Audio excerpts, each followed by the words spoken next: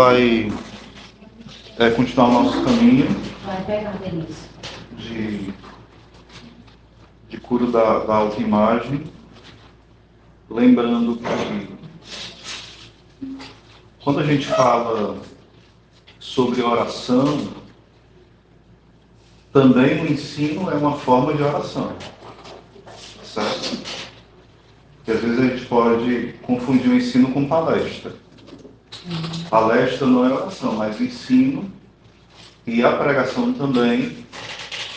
Deus nos fala e interiormente nós vamos dando resposta para Deus. Então, a oração que é Deus que fala comigo e eu respondo a Deus.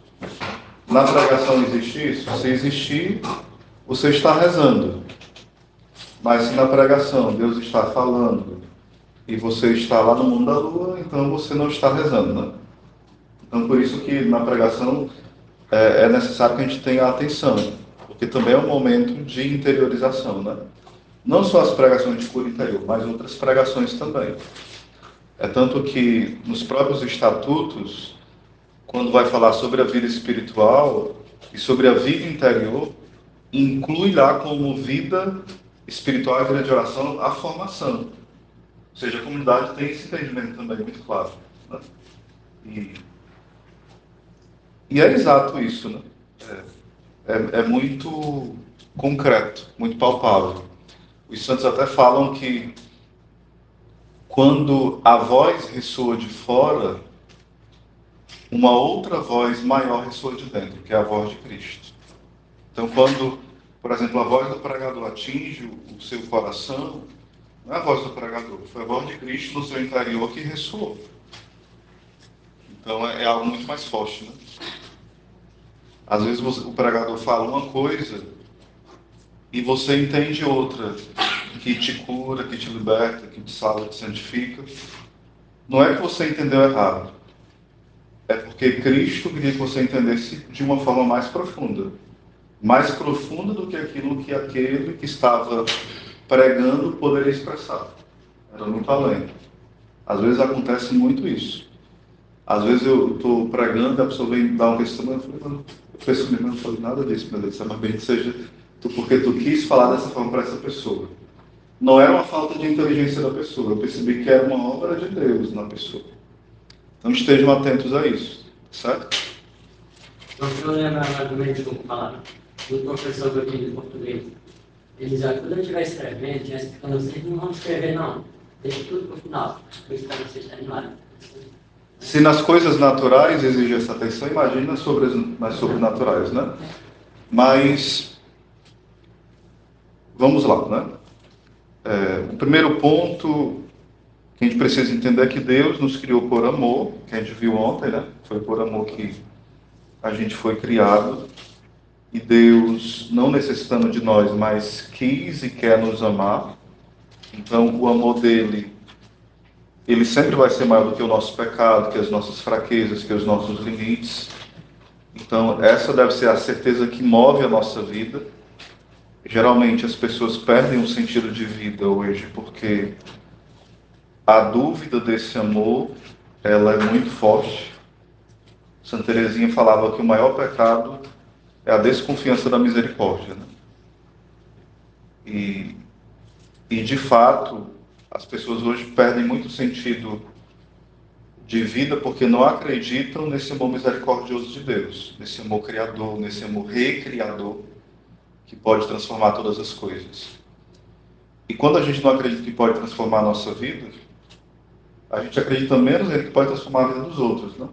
Dos nossos amigos, do esposo, da esposa, de alguém próximo de nós. A gente vai medindo o nosso amor que é falho, medíocre, e transportando isso para a forma que Deus ama. Então, isso é um equívoco, né? E Deus vai nos amando como nós somos e como nós estamos. E eu ia falando que Deus era esse oleiro, que vai nos moldando. E às vezes vai nos moldando e nos moldando através das mãos dos irmãos, que é a mão dele na nossa vida também. irmãos difíceis, irmãos que às vezes dão trabalho, né? Mais ou menos isso. E depois eu também falava um pouco ontem sobre essa autoridade espiritual que Deus nos dá para pisar as serpentes, os escorpiões, o poder do inimigo, ou seja, vencer os nossos traumas, vencer as nossas frustrações, decepções, vencer os pecados, os vícios, as tentações do demônio, e que se vence com armas espirituais, não pela força do nosso braço, mas com humildade, com a oração, com o terço, com a vida dos santos, né? Com amigos do céu que são nosso anjo da guarda, sobretudo a presença da Virgem Maria, uma alma eucarística, uma pessoa que comunga bem e comunga com frequência, né?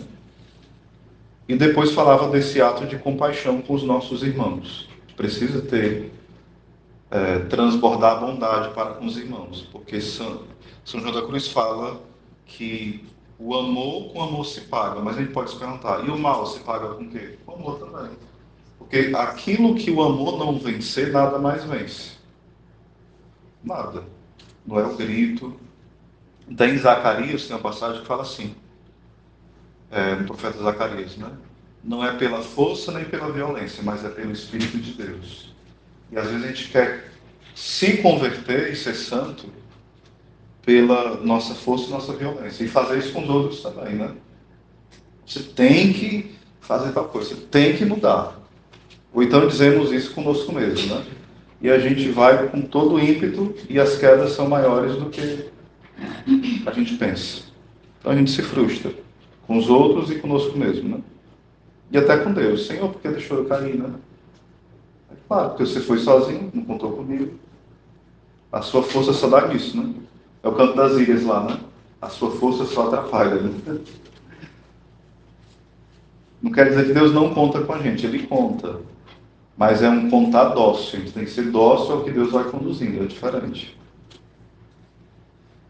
Aí entrando já no dia de hoje, essa cadeira ela é um convite à preguiça, assim, a gente fica...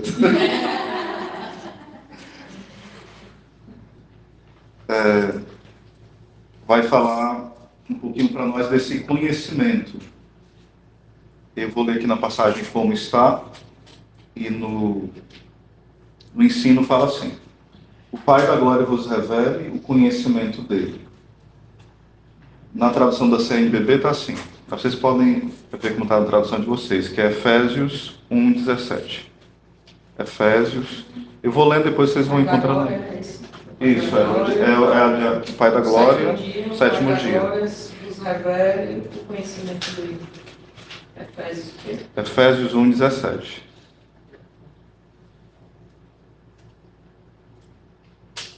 As coisas anteriores que eu falei foi só uma recapitulação, viu? De ontem e tal. Aí vai falar no versículo 17. Efésios 1:17. Suplicando ao Deus de nosso Senhor Jesus Cristo, o Pai glorioso, que vos dê o espírito de sabedoria e da revelação para melhor conhecê-lo. Ou seja, essa obra de autoconhecimento é uma obra do Espírito Santo. É uma obra que exige também sabedoria. Esse espírito de sabedoria, a palavra sabedoria, ela tem dois sentidos. É alguém que tem uma vida saborosa, uma vida gostosa de ser vivida, que tem sentido. E a nossa vida só tem essa, como diz o jovem, esse timing, né? de se viver mesmo, quando Deus é o sentido, quando o Logos, Jesus Cristo, que é o sentido, né? Quando não, as coisas se tornam vazias, sem rumo, sem direção, a gente fica desorientado, perturbado, né? E a palavra sabedoria também quer dizer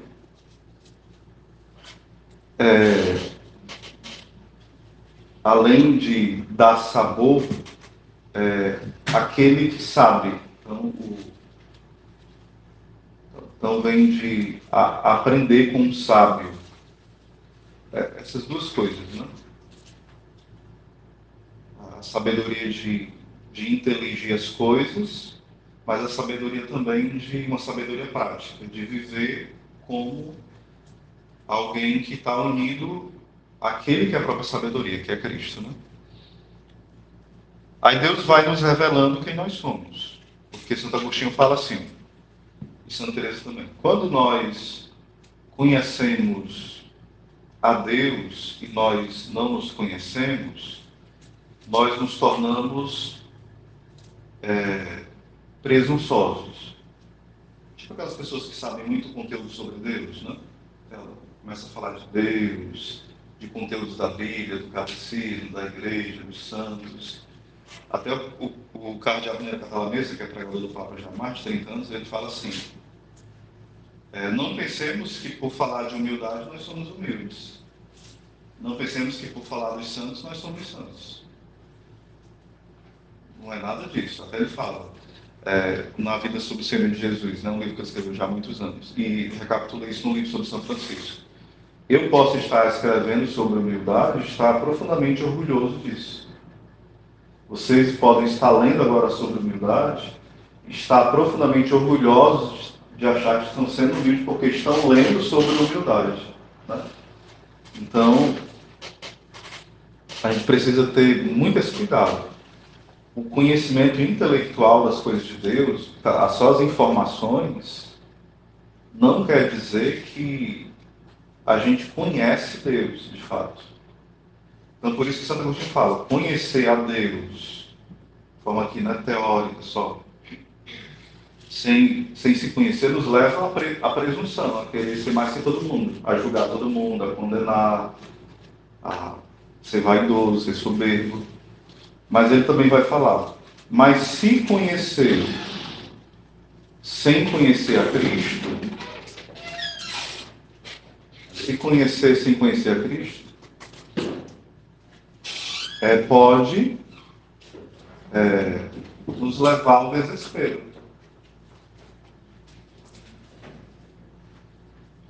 Ou seja, quando a gente começa a rezar, a gente começa a ver nossas misérias. Quando vocês rezam, vocês veem assim, algum defeito em vocês, alguma coisa assim? Porque é muito normal, quanto mais próximo da luz, mais a gente enxerga as nossas misérias. É por isso que é muito normal você ler a vida dos santos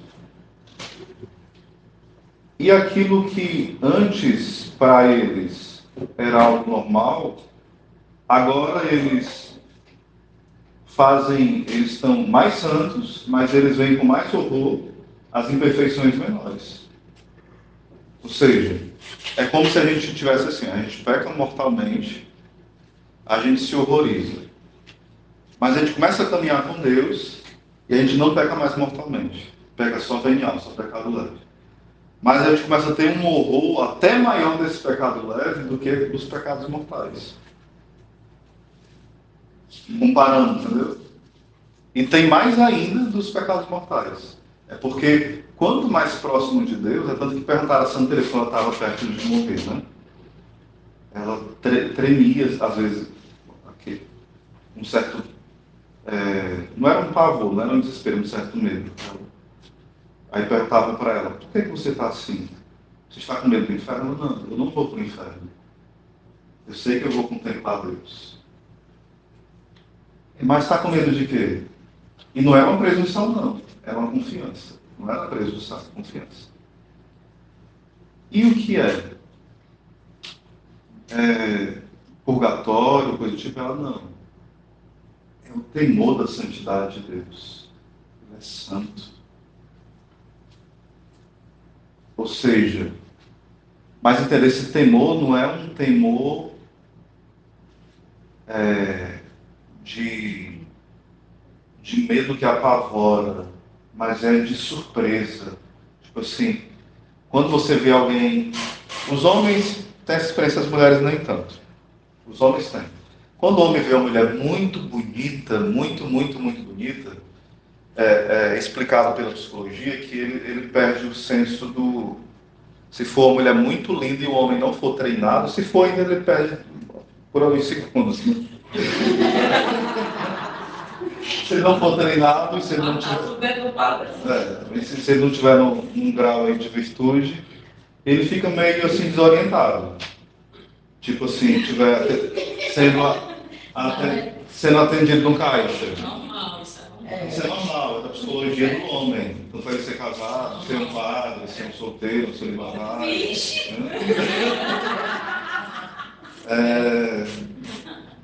E o que acontece? Fica por um tempo assim, se alguém chegar ali e perguntar assim, ei, ô Joaquim, hã? O que foi, cara? Não, nada não. Ou seja, ele está ali embasbacado com aquela mulher bonita que passou. E eu não falo nem de roupas imorais, não. Uma pessoa bonita, a beleza. A beleza deixa ele totalmente assim, fascinado. Mas isso é largadão, né? Isso. Largadão, Antes do pecado, até. Exato. Antes do pecado. Só que agora complica porque tem o pecado. Exatamente. Aí o olhar fica desordenado, né? Mas é a beleza da criação de Deus. É tanto que quando o Adão veio, ele fala o quê? É carne da minha carne, ossos dos meus ossos. Ou seja, ele fica assim. É o primeiro poema ali, né? Exato. É tanto que os estudiosos falam que Gênesis, o gênero, o início é um gênero poético. Os primeiros capítulos. A forma que está escrita é de poesia. Então, quando Adão fala ali, o primeiro ato, ao ver um ser humano, é recitar uma poesia. Ou seja, a mulher inspira no homem o quê? Poesia. Né? Então, quando ela é bela mesmo esteticamente, faz isso. Vocês entendem? Então, isso é muito normal dessa... Por que eu entrei nisso? Se isso acontece com essa surpresa da mente humana, com a beleza humana, ou então você vai para uma catedral, digamos, quem já viajou, quem viu fotos ou um vídeo de algo lindíssimo, você fica assim, meu Deus, né? Que negócio é esse, né? Fica assim, assustado. É isso que quer dizer essa surpresa, esse temor diante da grandeza. Só que compare a isso de forma infinita, né? Porque a gente não pode fazer cálculos. Que é Deus. Meu Deus, como Ele é belo, como Ele é santo, como Ele é bom. Como é que eu mereço estar aqui? É algo... Santa Teresinha, como era assim, tão bela, tão... Ela disse assim, se eu chegar no céu, assim, não achar muito...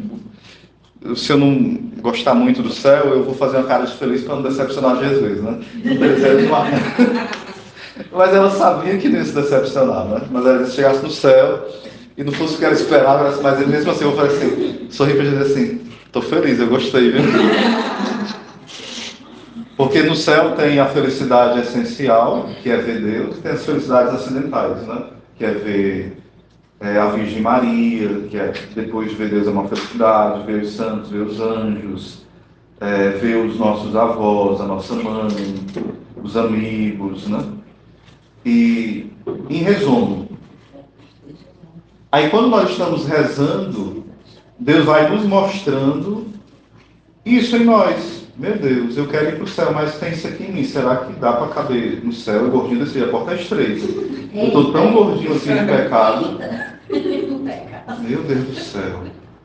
Eu tenho que queimar essas gordurinhas de pecado. Aí a porta é estreita. Senhor, me ajuda, né? Então a gente precisa entender que, à medida que nós vamos nos conhecendo, nós vamos vendo o que é excesso. Que não dá para entrar no céu com esse excesso.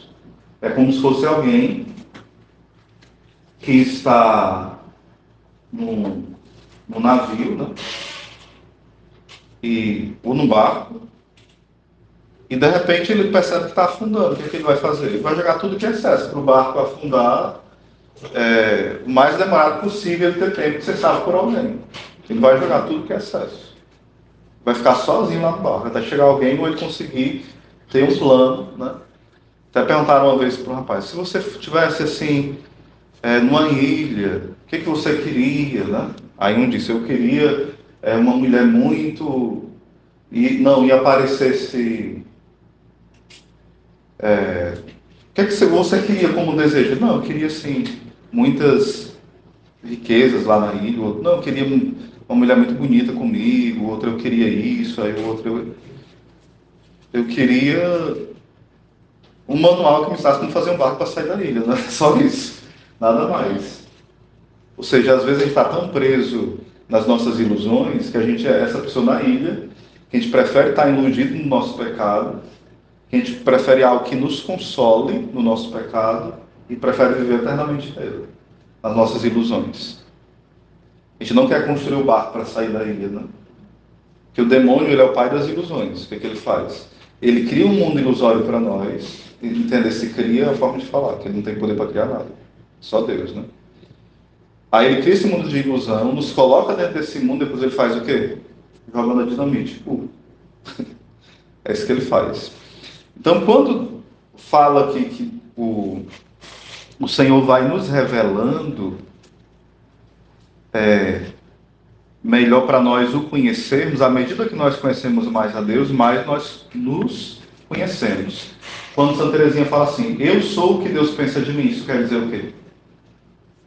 É porque assim, em Deus não há tempo, presente, passado e futuro. Deus não pensa, tipo assim, eu vou criar a Denise. Não, em Deus não tem esse espaço de instantes.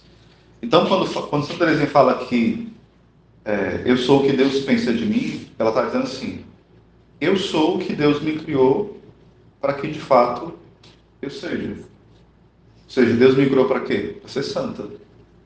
Então, o que eu sou é alguém que é santo, eu posso não estar santa, mas o que eu sou, Deus me pensou como? Santa. Santa Teresinha. Deus não pensou uma Santa Teresinha toda escamichada pelo pecado. Não, é como eu estou. O que eu estou não é o que Deus pensa de mim. Porque às vezes quando a gente escuta essa frase, a gente pensa assim, o que Deus pensa, o que Ele acha de mim? Ele não acha nada de você, Ele pensou para você ser santo. A Michelle é santo, o José é santo, nada diferente disso. Ele não pensou em ninguém condenado no inferno. Ele não pensou em você santo. Então, aquilo que pensam de você não importa. Aquilo que você pensa de você, menos ainda. É o que Deus pensa de você. Ele pensa em você no céu e em altas moradas. O mais alto grau de santidade que você pensar, Deus ainda quis mais, uma santidade ainda maior para você. Né?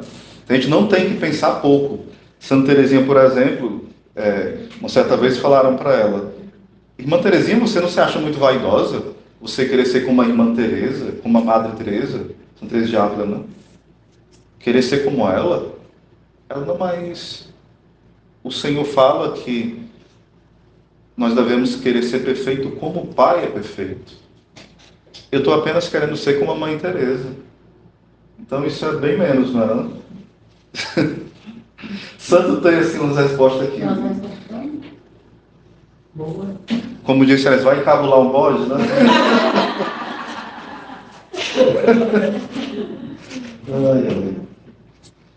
Então esse conhecimento, a entender esse conhecimento, a gente pode confundir também com o conhecimento psicológico.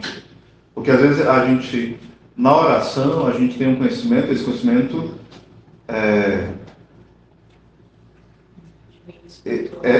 sobrenatural, é transcendente, é divino, né? Que Deus nos mostra com a luz dele sobrenatural. Porque, por exemplo, o conhecimento dos temperamentos, não é um conhecimento que natural. Que é o primeiro passo, porque às vezes a gente não tem nem natural, né? E às vezes fica difícil a gente também mergulhar sem certos conhecimentos naturais. Se a gente não conhece nosso limite, a gente não conhece, por exemplo, se eu naturalmente eu sei que eu não posso tomar cerveja, porque se eu tomar cerveja, eu tenho uma tendência de querer tomar, além de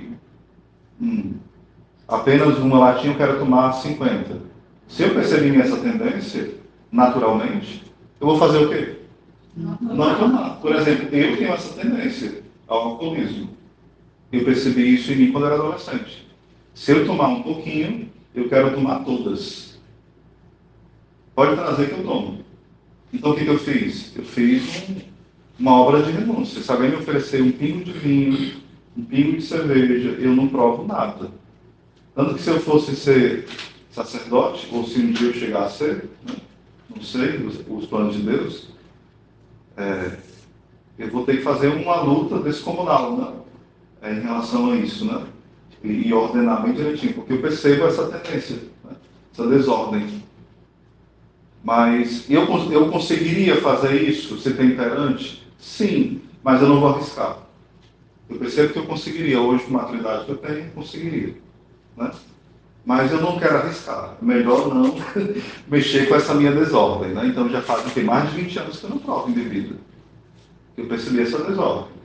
Então eu vou oferecer por aqueles que também têm essa desordem, né? Às vezes tem a pessoa que bebe uma cervejinha, bebe um vinhozinho e tem virtudes milhões de vezes maiores do que qualquer virtude que eu tenho. Entendeu? Então não é para medir isso aí, né? Que o diga o Papa Emérito Bento XVI, saudoso Bento XVI, né? Que gostava de uma cervejinha assim, sem dúvida um grande santo lá no céu, né?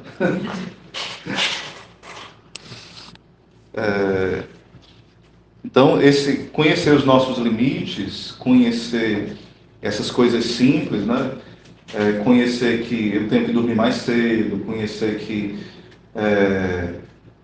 tal coisa me irrita, são conhecimentos naturais, que é bom que a gente tenha também. A gente precisa saber. Mas o conhecimento que está falando aqui é o conhecimento de Jesus revelar aquilo que em nós é defeituoso e que o oleiro vai moldar. Em especial aqui o nosso defeito dominante, né?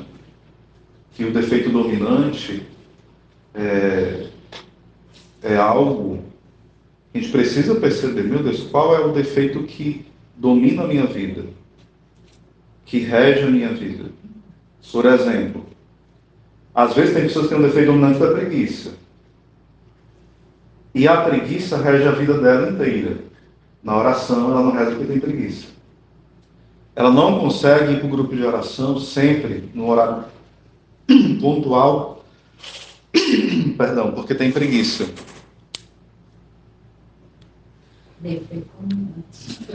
Ela não consegue dar conta do trabalho de forma virtuosa por preguiça. Ela não consegue dar conta da luta de casa bem, como é para ser feita, de forma virtuosa, com preguiça. Ela não consegue fazer nada de forma virtuosa contra a preguiça. Já outra pessoa, ela não faz as mesmas coisas, mas porque o defeito é o orgulho. Você não vai rezar porque ela é orgulhosa, ela não quer ouvir o que Deus tem para dizer para ela e mudar o que eu tenho que mudar. Ela não consegue ir para o grupo de oração porque ela se acha melhor do que o pastor. Você acha que o pastor é muito exibido. E às vezes mas ela é pior do que o pastor e ela não vai, entendeu? Porque já tem pessoas que eu acompanhei não, orientei, né? E a pessoa tinha essa dificuldade. Olha, eu não vou porque o pastor é isso, papai, por assim. Mas você percebe que você é pior do que ele? Aí a pessoa falou, olha, mas ninguém nunca me falou isso, né? E tal, eu falei, pois é, mas veja, se eu não estou falando para te condenar nem nada, vamos ver, não será um orgulho seu grande que te impede de... Vale, eu nunca pensei isso, realmente. E ele começou a voltar para o grupo, e de fato ele percebeu que era o orgulho dele. Ele não se batia de frente com... Ou seja, era como se fosse um retrato dele, ele estava olhando para o espelho, né? Só que ele estava bem mais manchado do que o reflexo dele ali, né? Do que aonde ele estava se espelhando. Na época, o irmão a qual ele se referia, sem dúvida, estava num grau de virtude, porque eu conheço ambos, eu não sei de santidade, mas pelo menos as virtudes aparentes adquiridas eram muito mais claras. Mas não tinha quem falasse para a pessoa para dar um choque de realidade, né? Às vezes precisa ter um choque de realidade na oração, no acompanhamento, né? Para se acordar. Claro, fazer isso com caridade, né, gente? Não é matar a pessoa, não, né? A pessoa, ela quer se matar e diz assim, meu filho, pega só a corda e tem ali um canto, se pendura que eu te ajudo. Não é assim, né? Misericórdia, né? E o defeito dominante, muitas vezes, eu quero focar um pouquinho, como é que ele é vencido? Você tem que pegar a virtude contrária. Você é preguiçoso. O que eu vou fazer? Eu sei que eu tenho dificuldade de acordar cedo, então você vai trabalhar durante um tempo lutando contra essa preguiça. Então eu vou agora acordar mais cedo, vou trabalhar contra isso. Eu não sou pontual e vou lutar para ser pontual. Eu faço tudo de forma relaxada no trabalho. Eu sei que é por preguiça. Eu coloco culpa que é porque eu não gosto do patrão, que é porque eu estou cansado desse trabalho, mas eu percebi que é preguiça. Então vou fazer com todo o zelo do mundo. Então é uma forma de virtuosamente combater esse defeito dominante. Eu percebo que é orgulho. O que eu faço? Eu vou trabalhar com atitude da humildade. Eu vou dizer assim: ei, meu pastor, eu trouxe assim, um livro de presente para você. Nunca te dei nada, né? Você tá com a mão na cara dele, né? Olha, eu vi aqui, eu pensei em você, esse livro, ó. Maravilhoso. Pensou assim mal, mas pensou, entendeu? Você dá para ele de presente, né? Não precisa dizer todos os detalhes, né? Aí você dá para ele de presente. Precisa de ajuda, eu vou colocar o ícone hoje. Você vai se humilhando. Humilhando o que você está sentindo ali, né? Aí com seu esposo, sei lá, você nunca mais fez aquela comida que ele gostava, porque ele nunca mais fez o que você gostava. Então você faz, mesmo que ele não faça. Fazer aquela comidinha gostosa que meu esposo nunca mais comeu, mas ele também nunca mais me deu as flores, nunca mais agradeceu, nunca mais ficou sábado, domingo aqui, né, comigo, sempre foi pro jogo. Mas mesmo assim eu vou amá-lo. Eu não vou ser orgulhoso, eu vou fazer o contrário. Aí você não espera que na semana seguinte ele faça o contrário. Você faz um mês, você faz dois. Você vai vencendo. Vocês estão entendendo, né? A virtude contrária pode ser inveja, o defeito dominante, aliás. Então você tem que perceber. Às vezes mais, porque às vezes a gente mente. Não, eu sou... Peraí, deixa eu ver. Sou orgulhoso. Mas às vezes você é invejoso. Você não admite que é invejoso. Você fala daquela pessoa não por orgulho, mas você tem inveja dela. Então, quem é que vai mostrar o seu defeito dominante? É Deus, na oração. Porque, às vezes, o que te impede de dar passos no progresso espiritual é aquele defeito, que se chama verme roedor. Ele vai corroer a tua vida espiritual. Aí você não consegue destravar, crescer. Enquanto você não combater. Você não tem que combater todos os pecados? Tem, mas se você lutar contra todos de uma vez, você não vence nenhum. Você tem que focar em especial, combater todos, sim, não querer cair nenhum, mas tem um ali que é o chefe. Aí você combate ele durante um tempo, aí você venceu ele, aí vem outro chefe, né? Sempre vai trocando. Aí você luta, porque quando você luta contra ele, você cresce numa virtude, vocês estão entendendo, né? Tipo, você venceu a preguiça, então você cresceu na virtude da coragem. Você venceu, sei lá, a inveja, aí você, por exemplo, cresceu na generosidade com alguém, né? Você, na maledicência, aí você cresceu na caridade, na benevolência, né? Então, você, à medida que você luta, você cresce na virtude, entendeu? Então tem que treinar. Nessa, Senhor, me dê. Não, vou te dar. Mas você precisa trabalhar com essa virtude. Porque como é que a virtude vai ficar assim parada? Ele está dando a virtude não é com estátua, não. É com a pessoa. Essa virtude se dá em atos, né? Como eu falava ontem, né? Deus é amor em atos. Então a gente precisa também amar em atos. Agora a gente vai falar um pouquinho, eu já vou pegar essa deixa para o nosso ensino, que vocês vão aprofundar um pouquinho melhor e fazer o fechamento à tarde, certo? Que é o nosso valor da nona parte, né? Que é: vós valeis bem mais que os pássaros. E, se eu não me engano, é Mateus 10, 31, se eu não estiver me equivocado. Deixa eu ver aqui. Que eu não estou vendo a anotação, pessoal. Mas a memória trai, né? E a minha me trai demais.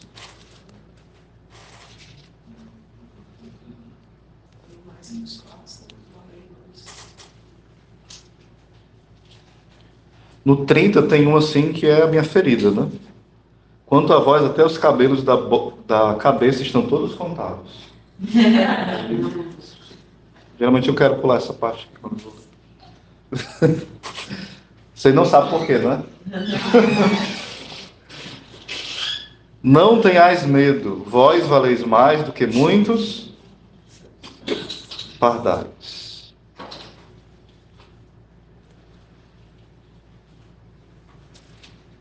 E aqui é interessante que, um pouquinho antes, o Senhor está falando sobre a evangelização, sobre o inimigo que pode nos tentar. Ele fala também da gente não ter medo de... Não focar o medo de perder o corpo, mas ter medo de perder a nossa alma, né? Ou seja, a gente... Os mártires, eles tinham medo de ser ferido no corpo deles? Os que morreram por Jesus? Não. Eles não tinham medo. Eles tinham medo de perder o quê? A alma. Como é que os mártires iam para o martírio? Eles iam morrer? Cantando. Iam perder o pescoço, iam ser queimados no fogo. São Lourenço, por exemplo, estava sendo queimado na grelha, e ele, com um senso de humor lá, claro, com graça sobrenatural, assim, agora vira que esse lado aqui já queimou, né? Já está bem fritozinho, né? Então vira para o outro lado. Ou seja, os santos iam cantando glória a Deus quando eles iam para o martírio. Porque eles sabiam que estavam entrando para o céu. Ou seja, eles tinham alegria, tanto que quando em Atos dos Apóstolos, quando os apóstolos apanhavam, aí eles voltavam cantando hinos a Deus, louvores a Deus, porque Deus tinha dado a oportunidade de eles terem sofrido por causa do nome de Jesus. Isso aqui é um grau de santidade muito grande, porque o primeiro grau de sofrimento e de santidade é você ter uma certa paciência diante do sofrimento e aguentar, né? O outro é você até querer o sofrimento, se conformar com a vontade de Deus, se agradar com aquele sofrimento. Mas o terceiro grau, você pede sofrimento. Senhor, me dê sofrimento. Eu quero sofrer por ti, me dê. É santo mesmo. Aqui é santo. Eu quero Querendo cruz. sofrimento. Santa Teresinha falava assim, um dia sem cruz é um dia perdido. Mas Santa Maria Mãe de Paz falava assim, ó, ou sofrer... Santa Teresa de Diabo falava assim, ou sofrer ou morrer. E Santa Maria Madalena de Paz, ela falava, ou sofrer mais ainda. Ela queria sofrer por Jesus, né? Não era um sofrimento masoquista. É tanto que também Santa Maria Madalena de Paz falava assim, que quem reza faz muito. Quem reza e trabalha o apostolado faz mais ainda. Mas quem sofre por Cristo faz tudo. Essa frase, esse pensamento foi repetido por vários outros santos depois também, né? Madalena de Paz. Santa Maria Madalena de Paz era uma carmelita, né? E uma grande mística também, né? Ela foi vítima assim, se ofereceu como vítima da justiça divina. Ela sabia que tinha alguns padres que estavam em pecado mortal e se perdendo, e ela se ofereceu como vítima pela salvação desses padres, e eles se converteram, né? E Santa Teresinha se ofereceu como vítima da misericórdia. Ela se ofereceu como vítima da justiça. Cada santo tem uma pedagogia, né? Deus tem.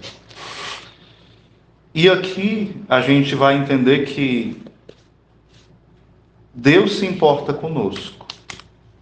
Quando vai falar que nós valemos mais que muitos pardais, o nosso valor é algo tão grande que São João de Ávila fala assim, ó, se houvesse um só pecador, Deus seria capaz de ficar pregado na cruz até o dia do juízo final, esperando por esse pecador para que ele fosse salvo. Isso é muito forte, né? Se fosse um só pecador, o Senhor se faria carne, seria pregado na cruz, e se preciso fosse, ficaria pregado até o dia do juízo final por esse único pecador. Ele não estava falando de forma assim poética, ele estava falando um amor de Deus que é real, que é pessoal, que é único. Ou seja, a gente vale mais que muitos pardais, faz assim.